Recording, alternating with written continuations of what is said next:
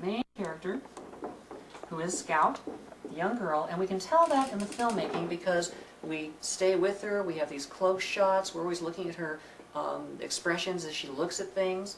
Then we have the protagonist that we saw, who was Atticus, the Gregory Peck part, and we're always looking over people. We're always have him standing in the background, and we don't look at him as personally as we look at Scout because we're standing either in her shoes or next to her, shoulder to shoulder, and we're looking at Atticus from the objective view. Objectively, what's he trying to achieve? So he's an objective character, and Scout is a subjective character.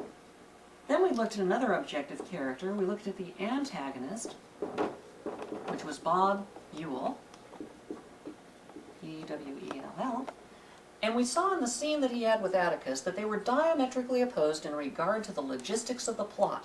That's what defines them as protagonist and antagonist. Protagonist for it, antagonist against it, and the two of them diametrically opposed.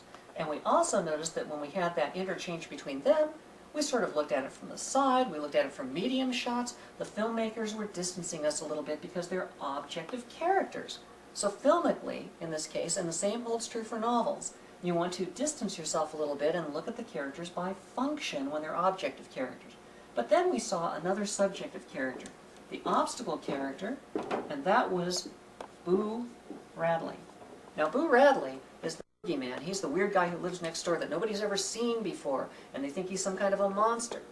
You see, Harper Lee, who wrote To Kill a Mockingbird, To Kill a Mockingbird, wanted to make a statement about prejudice. But if Atticus had been made the main character like a traditional hero would be, then we would have stood in the shoes of Atticus, the righteous Southern lawyer, and we would have felt so self-righteous, we stand up and we defend against prejudice no matter what comes our way. We're good, we're wonderful, we're great. Okay.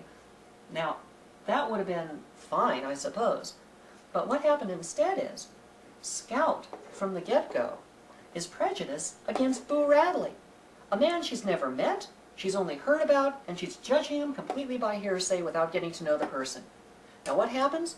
Well, we're busy watching Atticus as an objective character and saying, this guy is on top of everything, this guy is wonderful, this guy is great.